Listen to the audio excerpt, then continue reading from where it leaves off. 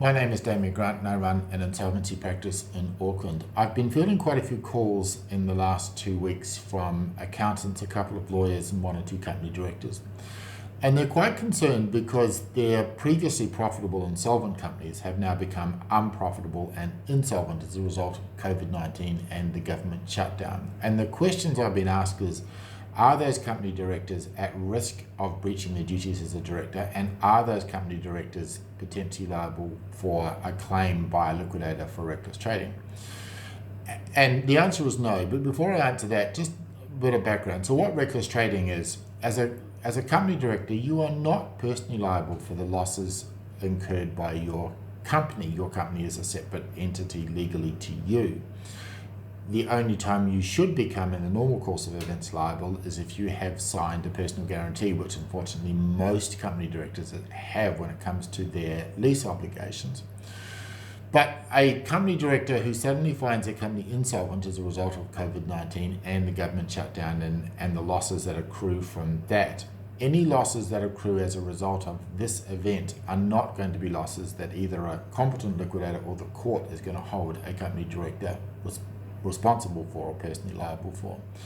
So my advice is simply to wait. There is no hurry, there is no rush. There is a lot more information to come down the line, and the government is certainly providing a lot of financial support. The one caveat I would have to that is that if you see an opportunity in the current environment, then great, but you may want to be very careful about what limited liability entity you use to pursue that opportunity. If you have a company, say it was running a cafe or a restaurant or some form of distribution business, and that business is now insolvent and unprofitable, if you see another opportunity, it might be prudent to talk to your advisor about how you structure that so that any income stream from the new entity isn't caught up with the potential losses in the old entity. Beware of personal guarantees. Most company directors are not caught out by the losses of their company. They are caught out by personal guarantees that they have provided. And most of the personal guarantees that I have seen in my time as an insolvency practitioner, once an event like this is not going to extinguish a personal liability obligation on a company director if their company is unable to meet their bills. We at Waterstone, we have produced a booklet on directors' risks.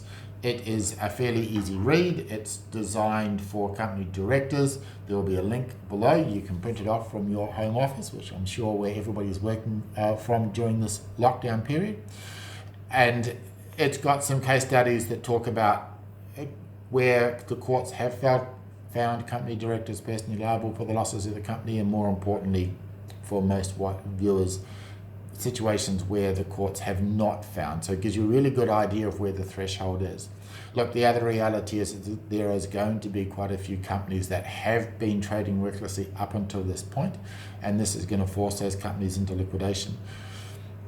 It's entirely possible that some company directors are going to find themselves caught out because their previous reckless trading is now going to come to the fore, because the companies are going to go into liquidation as a result of what has happened. So that's something to be wary of. But any obligations incurred from this point on, I think you should be fairly safe. Thanks for watching.